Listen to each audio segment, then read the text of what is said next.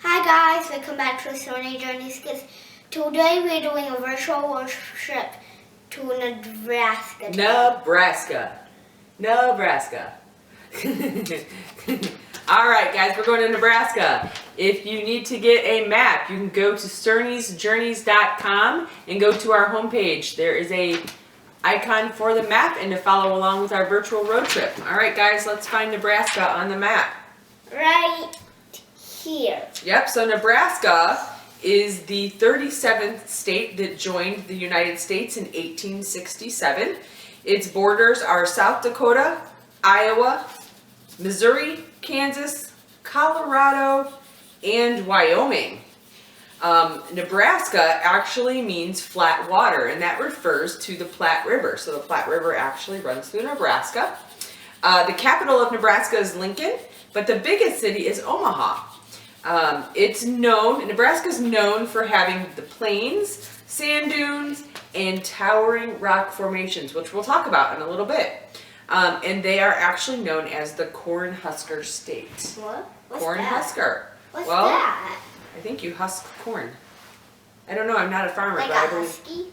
No, not a husky. Like, that's a detassel though, when you detassel corn. You know, I'm not really sure. I should have looked at that. Maybe I'll do that afterwards.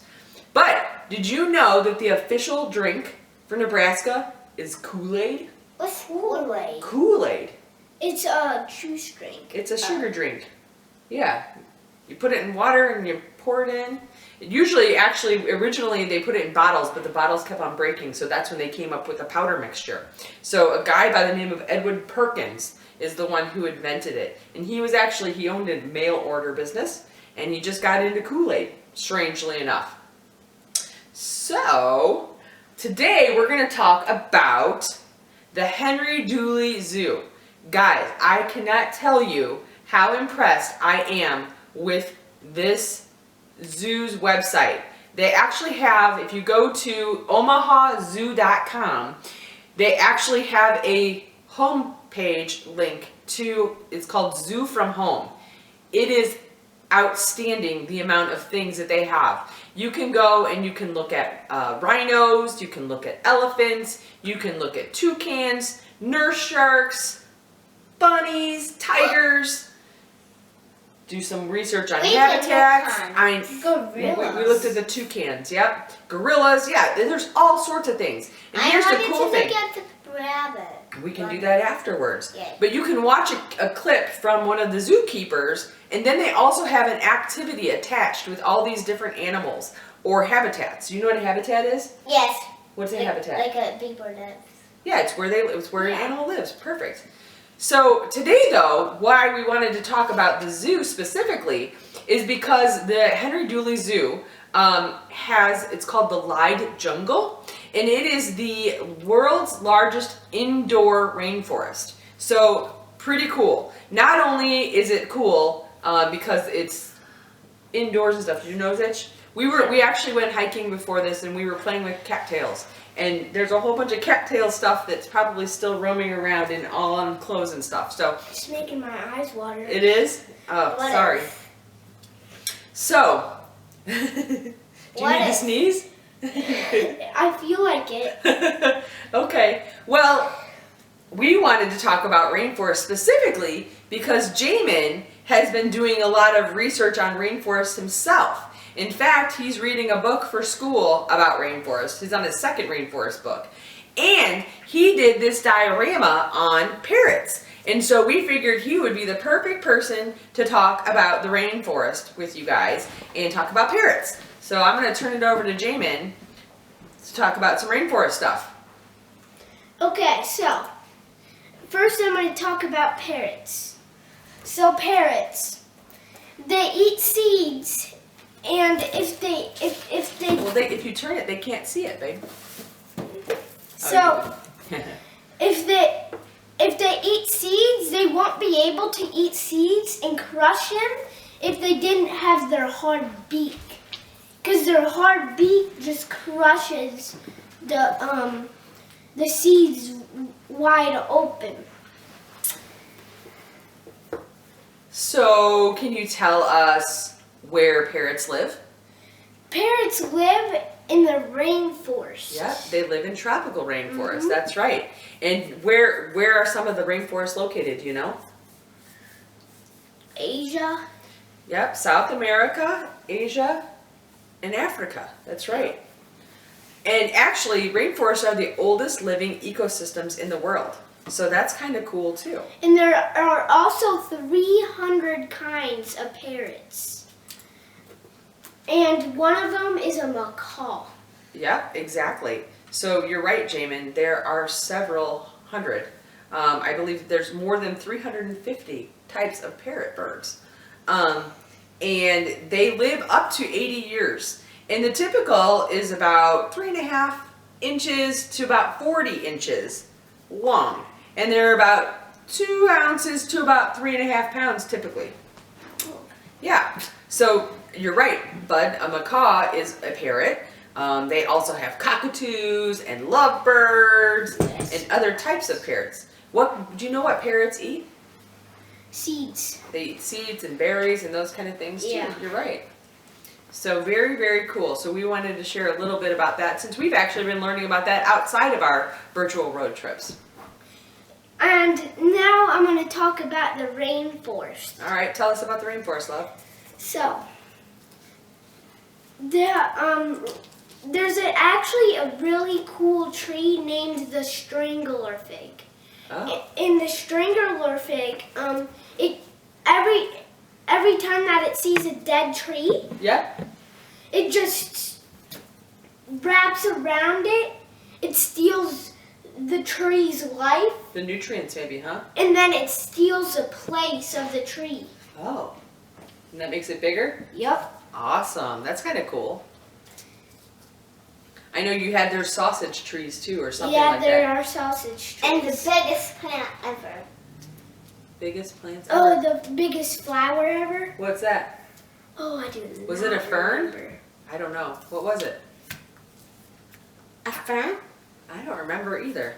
Well, But all I really know about it is it grows like 3 feet long. whoa, that's pretty big. All right. Do you guys want to move on and talk about 2 other sites in Nebraska? Sure. All right, perfect. So the next one we're going to go to is Chimney Rock National Historic Site. Again, this is actually part of the National Park Service, but History Nebraska is the organization that actually maintains that park. So if you go to historynebraska.gov, you can find some information on Chimney Rock. So Chimney Rock is a National Historic Site. The funny thing about it is nothing ever really significant happened at Chimney Rock. So to be a National Historic Site is kind of strange. But it's in western Nebraska, and it was used for those who were traveling west. So a lot of people who were immigrating from the east to the west would use it as a landmark. About 125 years ago, it was really, really high, but due to the wind and other like wind and rain and lightning, the rock, which used to be kind of like this, like a point, has actually kind of gone down about 30 feet. So currently, it stands about 325. Can we walk up it? I don't think they'll let you walk up it, but How? I don't think so. But it's How does 300 it catch you? because you're not supposed to. When they say not supposed to, you're not supposed to. But it's about 325 feet from the base to the tip, and it's about half a mile around. In circumference. Circumference means round. And it's made of, they call it mall, which is limestone and sandstone as well. And I guess they haven't really determined exactly where, but close to this site in the 1860s, they had Chimney Rock Pony Express Station. What's that? They used it as a landmark, and the Pony Express was how they carried mail. So they actually rode on horses across the country to get mail. So if you wanted to send a mail from here to California, you'd actually send it on a pony. What? Yay! Yeah, you'd send it on a pony. That's a long. Yep, it was a long journey. So normally, it will take us, maybe 2 or 3 days for it to get from here to California in regular mail. But in the Pony Express days, it would take weeks to get your message or your letter across the country. Crazy, huh? Mm-hmm. So then we're going to go about 20 miles more west to Scotts Bluff. Scotts Bluff is also a national monument, so nps.gov has information on it. And Scotts Bluff National Monument is very similar in the sense is that really not a lot of historical relevance to it, but it served as a landmark for Native Americans and immigrants as they were on the Oregon Trail, the California Trail, and the Mormon Trail. And so this is a big, I'm going to show my kids this. This is, you see this? This is a big hump.